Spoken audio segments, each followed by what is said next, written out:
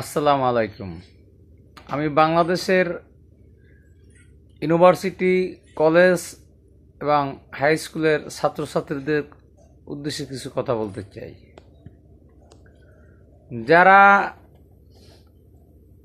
যাদের মগজ ধোলাই করে এই সাজরিতের মতো সন্ত্রাসীরা,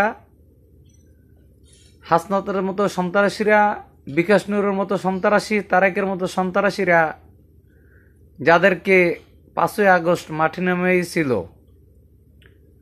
আজকে আপনারা কিছুই পান নাই, বরঞ্চ আপনারা বদনামের ভাগী হয়েছেন। হাজার হাজার কোটি টাকা পেয়েছে সারজিৎ, হাসনাত, তারেক, বিকাশ সহ, নুরু বিকাশ সহ নাকি নাহিদ উপদেষ্টা হয়েছে, কিন্তু আপনারা কি হয়েছেন? আপনারা কিছুই হতে পারেন নাই। আপনাদের মাথায় লবণ রেখে তারা বড়ই খাচ্ছে। অতএব আপনারা কিন্তু বদনামের ভাগীদার হয়েছেন, টাকার ভাগীদার হতে পারেন নাই।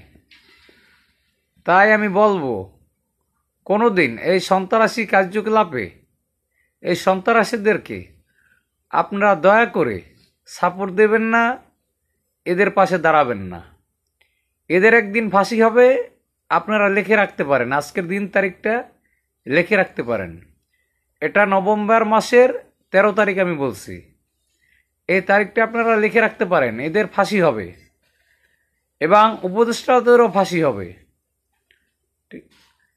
দিন একদিন আওয়ামী লীগের ঘুরে ফিরে আসবে। আওয়ামী লীগকে ধ্বংস করা এত সহজ না, কেউ পারবে না।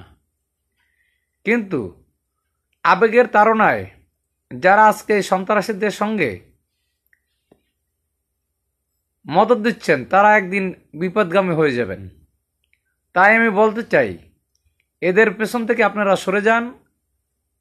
কারণ আপনাদের মজকেরা ধোলাই করে মাটি নেমেছিল, আপনারা কিন্তু কোনো স্বার্থ পান নাই। সম্পূর্ণ স্বার্থ তারা নিচ্ছে। হাজার হাজার কোটি টাকা তারা আত্মসাৎ করছে।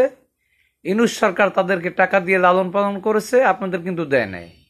অতএব অপরাধের ভাগীদার আপনারা হয়েছেন। খারাপকে সমর্থন করা আর খারাপ কাজ করা সমান। আপনারা মন্দির ভেঙেছেন, আপনারা মসজিদ ভেঙেছেন, আপনারা পুলিশকে মেরেছেন, আপনারা শেখ হাসিনার বাসভবনে হামলা করেছেন। এর কোনোটাই এই সমন্বয়কারীরা ছাড় পাবে না। তাই আমি সাধারণ ছাত্রছাত্রীদেরকে বলতে চাই, এই সন্ত্রাসীদের পক্ষ নিয়েন না। আপনারা বিপদগামী ভবিষ্যতে হবেন না। আপনাদের ফ্যামিলিকে বাঁচাবেন। আপনারা আমাদের ভাই বোন, আমারও ভাই বোন আছে, আপনারা আমাদের ভাই বোন, কেউ আমাদের সন্তানের মতো। তাই আমি গার্জিয়ানদেরকেও বলবো, আপনাদের ছেলে মেয়েদেরকে এই সন্ত্রাসীদের খাতায় নাম লেখাবেন না। এই সারজিৎ, হাসনাত এরা সন্ত্রাসী, এদের একদিন ফাঁসি হবে। এই বলে আমি আমার সংক্ষিপ্ত বিবরণ শেষ করলাম। আল্লাহ হাফেজ।